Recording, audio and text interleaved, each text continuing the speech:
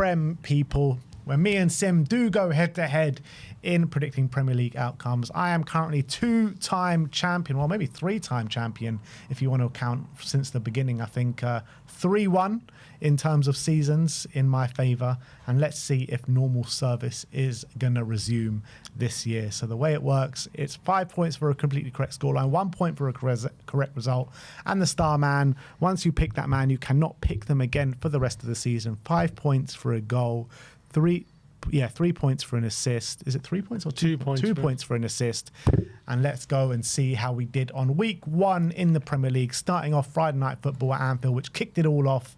Liverpool won 4-2. Sim went for 3-2, very close to that 5-pointer.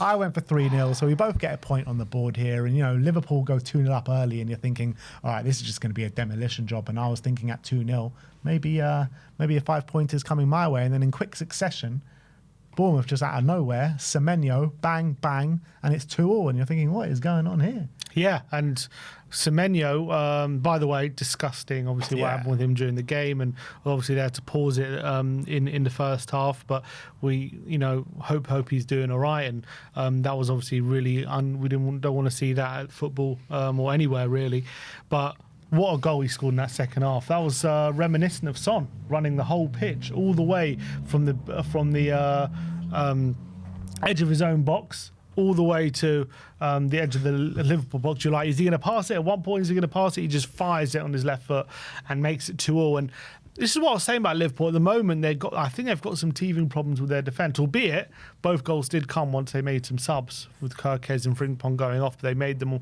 on the hour mark. And then all of a sudden, it seemed as though they were struggling to contain Bournemouth at that point. And Bournemouth, with they got, as much as they lost a lot of defensive players, they got some very good attacking talent still, and they're still a team that can hurt you, and they showed that. Liverpool for the first hour though looked like, Ekitike, another goal in his debut, assist as well. Gakpo scored, and it was looking like it was going to be a simple day for Liverpool and a really good opening day, and they were balling out for a lot of that game. But Bournemouth showed this. They still got some defensive frailties at the moment. I think they got to iron out some of those teething problems with their new defenders. We saw a bit of a similar dynamic in the Community Shield. Like, they absolutely smashed it for the first half. And then, in the second half, they kind of burnt out a little bit, and Palace were the better side in the second half. It was a bit similar here, but actually Liverpool got the job done in this one. Chiesa comes on with about 10 minutes to go, grabs the winner, makes it 3-2 on 88, I think it was. And quite mad. That's his first goal in the Premier League for Liverpool. It's quite unbelievable. It looked like he was all set to leave. Apparently he's going to be staying now, Chiesa. And then, the day wouldn't have been complete without a Mo Salah goal. And he scored right at the death, 94th minute, to sign, seal and deliver the 3 points for Liverpool. Yeah, I think he's scored or assisted or scored, I think, in every single opening day, hasn't he? Yeah. For Liverpool, which is a mad stat. And, you can't keep him quiet, albeit he had a very quiet game before that. But he did get over the line. He got his goal. Liverpool start the season strongly, 4-2 in the end. Yeah. All right, we move on to Villa 0, Newcastle 0. Sim went for 2-0. I went for 2-1, both in the favour of Aston Villa. What did you make out of this one? Newcastle's a better team for large parts, to be honest. Villa struggled. They struggled to really impose themselves on the game. I think Newcastle had the better chances. And then obviously for large part of the game, I think, the last half an hour or 20 minutes, they were down to 10 men, Villa. Konsa, wasn't it? Got sent off. Stupid. Gordon was through on goal and just brings him down. Definite red card. But credit to Villa for hanging on and not conceding. And I think as well, Newcastle suffering from that lack of focal point. No Isaac, and he was definitely missed, because I think if he's on the pitch, they might have got that goal, and he adds a little bit extra magical firepower in the final third they needed. So I think they were a bit blunt, which I predicted, but I predicted Villa to be a bit better than they were, and they were also a bit lackluster. And if anything, Newcastle were a better team, but they just lacked that cutting edge up front. Yeah, I mean, my kind of prediction was before the season that these two clubs are going to struggle a bit this season, particularly both of them in Europe, both of them haven't strengthened to the kind of required quality as opposed to all the other top clubs in the Premier League, and Newcastle potentially losing their star man in Isaac as well. But yeah, Newcastle were definitely the better side in the first half, and then I think Villa came back into it second. But I think Newcastle will be really disappointed that when they had the man advantage, they just couldn't really hurt Villa. I don't think they had a shot on target against 10 men, which has got to be a concern if you're Eddie Howe, how that managed to happen. Yeah.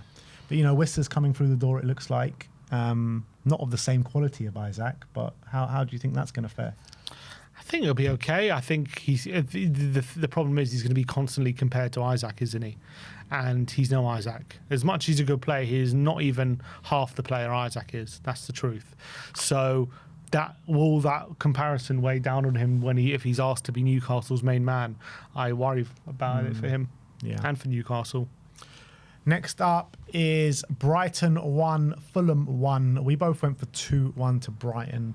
O'Reilly gets a penalty just after the start of the second half. And then, Muniz, 97th minute, 7th minute of stoppage time, levels it up at the Amex, and the Brighton fans go home unhappy. Yeah, I don't have too much to say about this game, but I think Fulham will probably take the point. I think Brighton were the better team, and they will probably be a bit frustrated they didn't kill off the game. But you leave the game at 1-0, leave it open, and teams like Fulham, if whether it be from a set piece, they have the quality to find something. And Muniz, a nice goal, was rumoured to be leaving to Atalanta, but he showed his worth.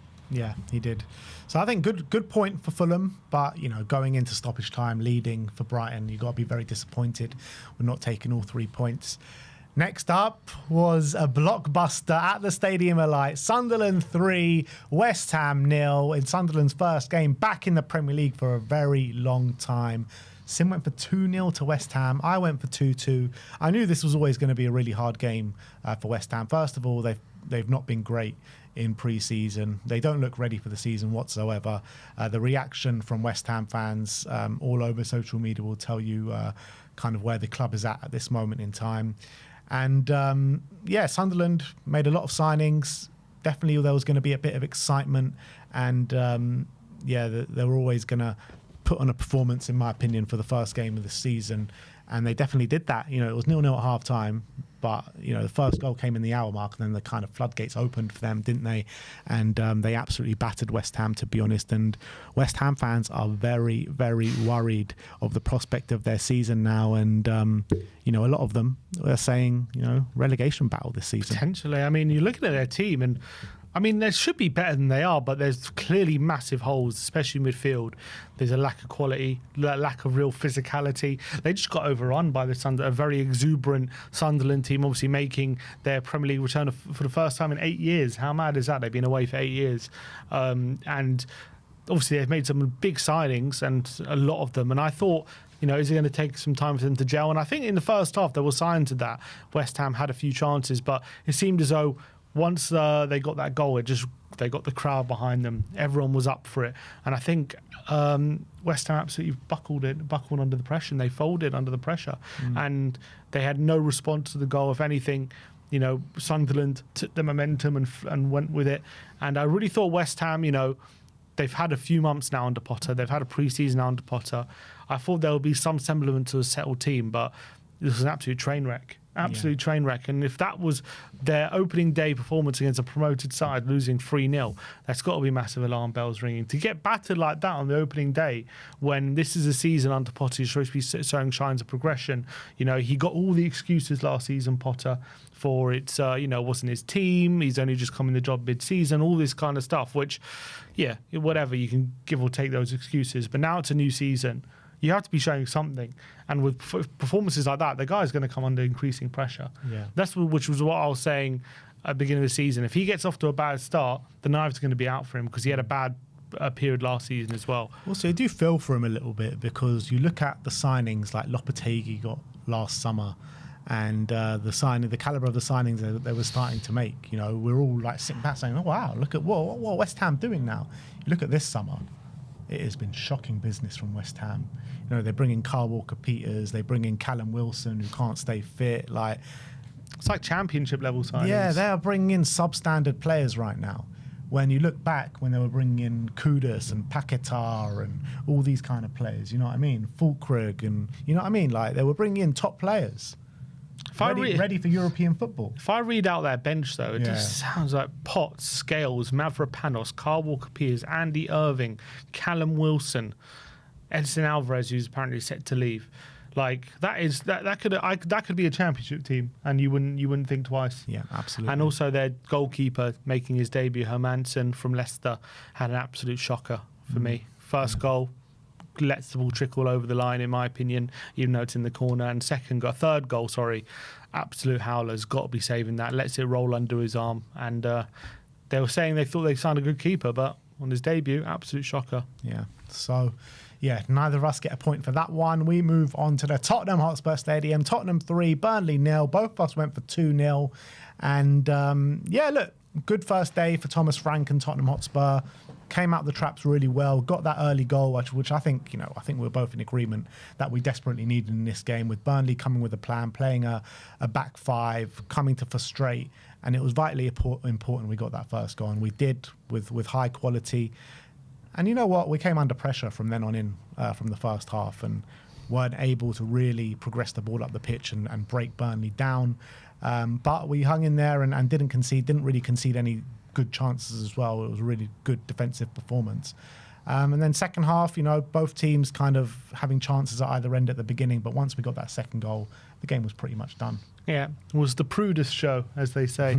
Unbelievable debut from Mohamed Kudus on the right-hand side, Premier League debut, 2 assists, and causing Burnley no end of problems. He showed exactly what he's going to bring to us on that right-hand side with his dribbling ability. He basically just showed on his debut why we signed him. And yeah, I think the story of the day was Richarlison with his unbelievable brace, showing that he wants fighting for his future at Tottenham Hotspur. A lot of people asking if he's going to leave this summer, and that was a great response from him. And I think the main takeaway for Tottenham fans is Thomas Frank showing immediately in his first 2 games adaptability with tactics and with approach. Against PSG, a bit more compact, relying on set pieces, making sure we're not giving away any decent chances, and playing with a back 5. And then against Burnley, completely different. A back 4, a bit more expansive, trying to play a lot shorter out the back in build-up. And obviously also very direct as well. Isn't it? We had, and then we scored that goal. The second goal we scored, 17 passes, all 11 players involved.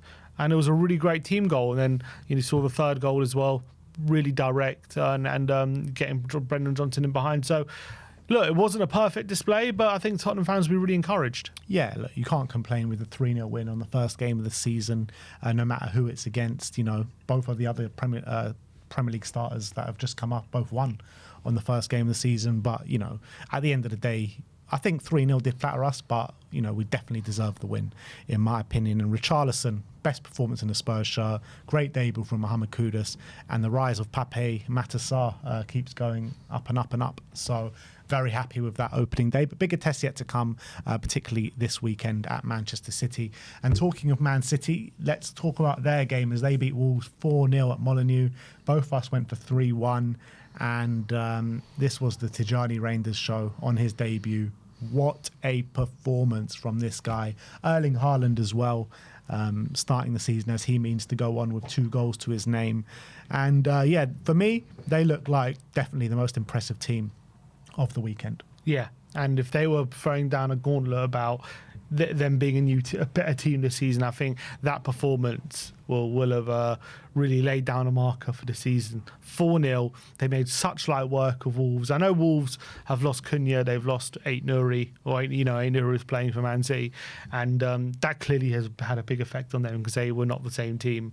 But the way Man City dismantled them and how easily they dismantled them, how easily they were able to play through them, the quality of a lot of their moves and their goals, it just makes a mockery. I know it's only first game, but so many people writing them off, I feel, this season. So many people saying they're not going to be in a title race. And I was going to the season thinking, look at the signings they've made. And this is a team that have won 6 out of 8 of the last 8 Premier League titles. And as well, this is a team last season that between January until the end of the season, for the last 19 games, no one got more points than them. So if that's not evidence of this team could easily step up and be in a title race next season. I'm not sure how much more evidence you need. With Pep signing a new contract and all these different things. So they were phenomenal. Reinders, what a player he is. 1 goal, 1 assist, and also the build-up to the first goal was just delightful. He really was. It was a little tight bit of dribbling, burst a bit of ball carrying, and then a little chipped through ball to I think it was Rico Lewis, who just rolled it across to Haaland. It just made it look so easy. He made it look so easy. Haaland, is he going to be back to his best? He got 2 goals and he looked absolutely on fire. They look like the Man City of old, just destroying everything that comes in their path. And you know what Pep's going to be really delighted about is that the new signings have got off with goal contributions straight away, because you look at the signings of like Doku and Savinho, and sometimes when new wingers, I know they're not wingers, but when they come in and they don't get kind of the goal contributions, and even you and people were saying about Man City last season, where are the goals coming from? Haaland's not going to score. Who's going to score? And they've brought in Reinders and Cherki, and straight away, Cherki comes off the bench, scores a great goal. Reinders golden assist on his debut. So already you can see, and that's without Rodri as well, sitting as the base. So Rodri still to come back, Foden still to come back. Marmoush didn't even start. Marmoush, yeah, exactly. So much talent in that Man City team. They're far from like the finished article of what we're going to see this season. So brilliant first game for them. And yeah, they're early favourites for the league, in my opinion. And on the flip side, Wolves, I do worry for them. They were so dismantled so easily. And I know it was Man City, and they're not going to be judged on these games, but I do worry for them. I'm looking at that team, and I know Strand Larsen's a good player, but I'm just looking at that team thinking, there's not that much quality there. There's rumours at the moment that Newcastle are sniffing around for Strand Larsen. If they let him go, I mean, I can't see them staying up. I really can't. Yeah. And another team I worry for this season is Brentford, because they lost 3-1 to Nottingham Forest on the weekend. And yeah, like we're all expecting a low-scoring game. You went for 0-0. I went for 1-0 to Forest. And by half-time, we're 3-0 up. Chris Wood, the goal-scoring run keeps going, and some good goals in there as well. I mean, that second goal that he scored, taking it around the keeper, finishing it, good turn of pace as well from him. Yeah, they started the first half on absolute fire. Brentford looked terrible, to be honest. They stopped the rot in the second half. I think, was it a penalty they scored in the second half? But yeah, the game was won at half-time. Yeah, they looked all over the place, to be honest, Brentford. And I know Forest is not the easiest place to go first game of the season. And to be fair, Forest, after, when Gibbs White looked like he was on his way out after just losing Elanga, at that point it looked like it was going to be a worrying pre-season for them. But they've hang on to Gibbs White. What an assist, by the way. Brilliant assist for Ndoye. They've got Callum Wendo through the door. He's just announced his signing. They've just signed Hutchinson. Apparently they're on the brink of signing Douglas Luiz as well. And now all of a sudden they're really improving that team and putting the money that they got for Elanga to good use.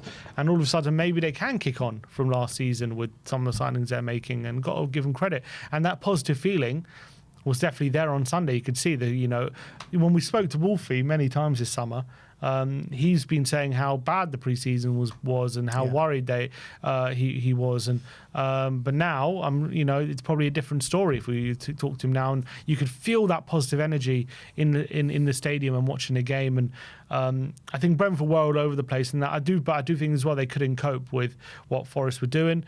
I think you look at the third goal, it's just a horrible mistake from I think it was Jensen giving it straight to Anderson, but you got to have the quality to punish them, and that's what Anderson did. A inch perfect through ball to Wood, and he rounded the keeper, made it 3-0. That was a brilliant finish, and it was in the end of the day, Forest made light work of it, but. I really thought it was good. There was a negative feeling around Forest, but watching them, it doesn't seem to be. It seems to be quite positive. But Brentford, on the other hand, got to be concerned for them.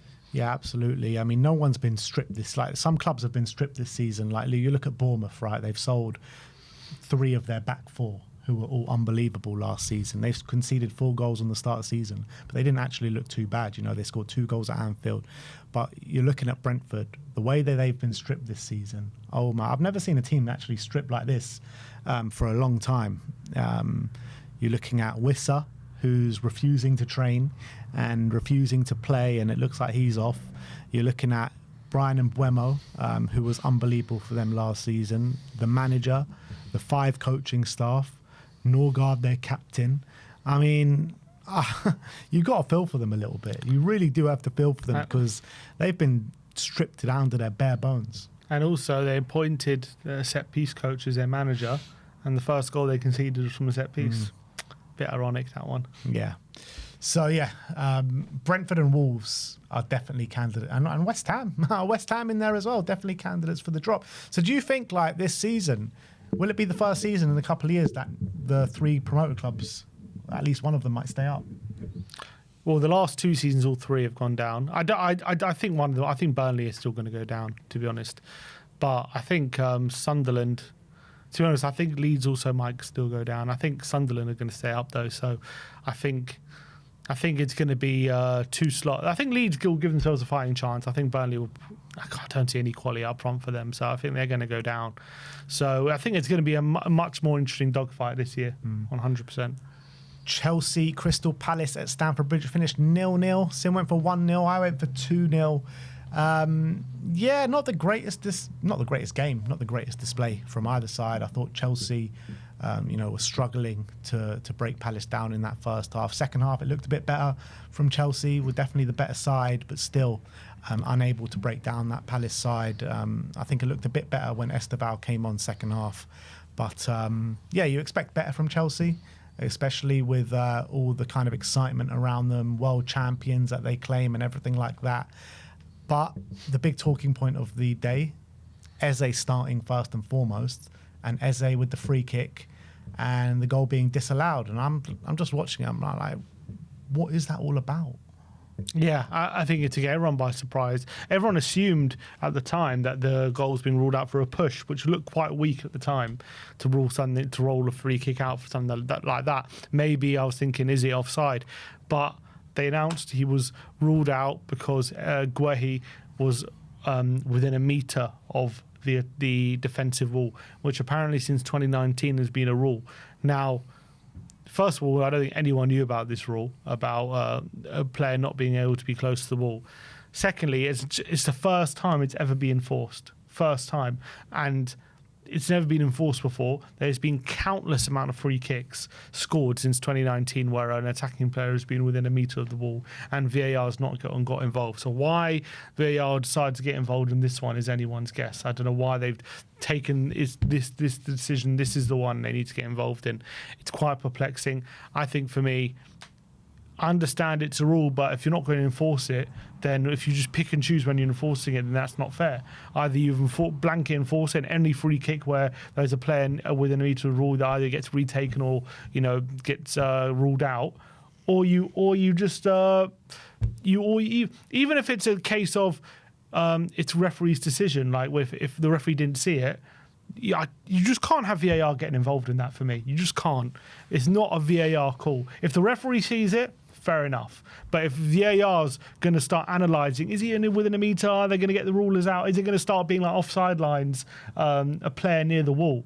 I think that's a joke. I think it's ridiculous. If referees call, I've got no complaints, albeit a lot of they're not implementing it properly. But the fact that VAR got involved is the one I'm really angry at. Why are VAR measuring how close a player is to the wall? That should nowhere near be in their remit. Never seen that ever It should not be in their remit whatsoever. Take that power away from them immediately. They should not be measuring how close a player is to a wall. That should just be on the referee. Yeah. And I think Palace can feel aggrieved that one got ruled out. Yeah, I think for me, Palace were robbed, massively robbed at Stamford Bridge. They should be talking about a 1-0 win. But look, still, for Palace to go to Stamford Bridge and get a point, I think is still impressive, to be honest. But it could have been 1-0 up. I mean, apart from the free kick, Mateta had a chance, had a few openings. Could have been 1-0 up, but as you say, when Esteval came on, Chelsea definitely had some moments to score the winner. And they'll be a bit frustrated, 0-0 for opening day. Yeah. It's actually Maresca for Chelsea, played Palace 3 times, 3 draws. Can't seem to get a win. Yeah. Next up is Manchester United 0, Stoke City 1, as we both went for 1-1. Arsenal. I get confused these days because it felt like I was watching Stoke City when seeing the game because absolute I mean, may as well fall asleep while watching Arsenal because, you know, it's a carbon copy thing that's going to happen every time. You know, strong defence, a slip up from a set piece, goalkeeping error, and Arsenal win the game 1-0. I was more impressed with Manchester United in this game. I thought they looked a lot of a much different prospect as they were last season.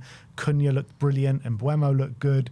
Sesko, when came on, was asking a couple of questions. So, yeah, I think Man United are going to be a different prospect this season. Couldn't get the win or a goal in this game because obviously Arsenal's defence is very, very strong.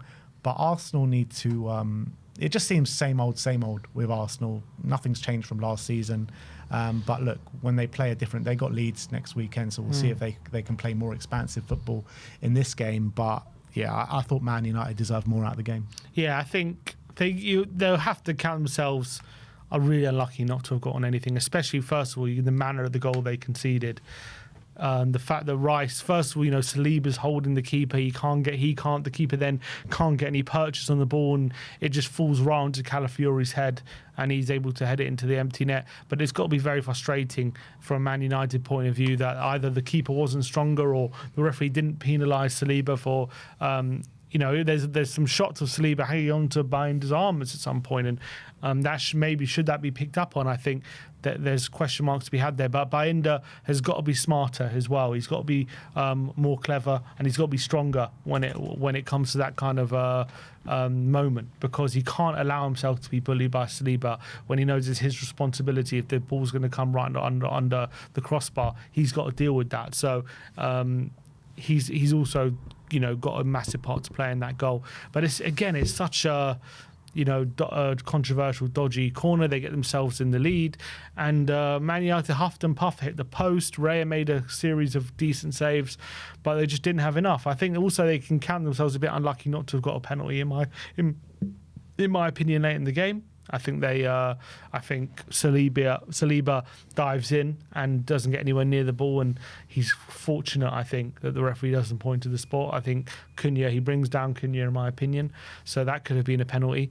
But look, if you're an Arsenal fan, you'd be saying we went to Old Trafford, a much improved Man United, as we can all see, and we came away with a clean sheet and a win, and even though it wasn't the best performance, you know, sign of champions is not playing well and winning in these kind of games. And I guess, you know, you can't really argue against that. But what I would say is we did see a lot of these kind of performances last season from Arsenal, you know, similar earlier on, and everyone was saying the same thing. Oh, sign of champions, not playing well and winning, but if you keep not playing well, it's going to catch up with you. Yeah. And so I think from an Arsenal, if as an opposition fan and I'm trying to see the problems for Arsenal, I'm saying, yes, you won, fair enough, and that is a very good win. I can't deny it. Winning away at Old Trafford on the opening day, it's a very good win.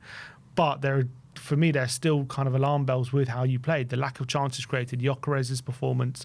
You defended well, but you still seem to have a lot of the same problems as you had last season in possession at the moment. So until I'm seeing evidence of that changing, that's still got to worry you. Yeah, I mean, for me, I think it's going to take a really high points total to win the league this season. I think Man City are going to be brilliant. I think Liverpool are going to be there or thereabouts. And Arsenal are going to need to find a way to get back up to the points tally that they had a couple of years back. And in that year, they were playing like free-flowing, expansive football for the most part. Obviously, when they went away to the big teams, they would sit back a lot and try hit them like that. But I don't know. I don't think Arsenal can keep relying on playing like this in away games, because you can't rely on set pieces every game and expect to hit like in the late 80s and 90 points. Like in some games, the set piece is just not going to go for you. You need to break down teams, and they just can't seem to be able to break down teams like Man City can, like Liverpool can. So if they're going to persist with this kind of method of playing, I don't think they're going to come close to the league title this year, in my opinion. Agreed. I think if it was Man City yesterday, I think they would create a lot more chances against United, and they would open them up a lot more. And, you know, Arsenal doing what they did yesterday, I know they won, but you play that game out 9 times out of 10, do they win that game with the chances United created and the goal Arsenal scored? They can't rely on scoring that kind of goal every week. Yeah, but I think they're also going to struggle against poor opposition that sit in a low block against them, because they just can't seem to break teams down. Yeah, I think they're going to come unstuck if they keep playing like this. But look, maybe in the future weeks they start playing a lot more expansive and free-flowing and we get proved wrong. But I'm saying based on what we saw, you can't keep playing like that. Yeah. And last but not least, Monday Night Football at Ellen Road, which saw Leeds return to the Premier League and return with 3 points. Leeds 1, Everton 0. I went for 1-0 to Everton. Sim went for 3-1 to Everton. Yeah, look, I thought Everton were poor. I thought Leeds definitely riding on the excitement. Amazing atmosphere at Ellen Road. They got their goal, which threw a very dodgy penalty, in my opinion. But I did think Leeds edged it out. I thought Leeds were the better side, but that penalty was a nonsense, in my opinion. Yeah, I think if you're Everton, first game of the season under David Moyes, you got to be very concerned because there was a clear lack of any sort of quality on the ball. Every time they got the ball, you're playing Leeds away, a newly promoted team. I understand it's not easy when you're playing a newly promoted team and they've got a lot of excitement. And yes, there's going to be times when you come under the cosh, but they're an established Premier League team. You've got to show a lot more quality on the ball than they were showing, a lot more. They were just pumping it long and losing all the second balls, and they were just basically pumping it long to Beto and getting absolutely nowhere. And you're a Premier League team who've been in the Premier League for a long time. How are you being resorted to that away in a promoted team on the first day? Not only that, but since Moyes has come in, their results have been brilliant. They've shown that they can get results against, a lot of teams. They can play football at times, so I don't understand why they were so pragmatic yesterday. It seemed as though they didn't have any sort of thought of playing a bit of football, keeping it on the deck or anything. So if I was an Everton fan, I'd be furious at the performance. They were shocking. They came into a bit in the second half, but still, not much to shout about. The penalty, for me, look, Tarkowski throws his body at it to try and block the ball. He actually is actively trying to pull his arm away. It then does hit the upper part of his arm. But for me, with the handball rule as it is in England at the moment, where they try to not give it if they don't have to, I don't think that was handball. I really don't. I think it wasn't deliberate. I think he's trying to get his arm out of the way. I think he's just trying to block the ball. I think it's a non-deliberate handball, and I think he got a really unfortunate. But I also do think it's one of those ones with VAR. If the referee does give it, it's very hard for VAR to overturn that one. So I don't have a problem with VAR keeping the decision, but I just think the referee got it wrong himself. Agreed.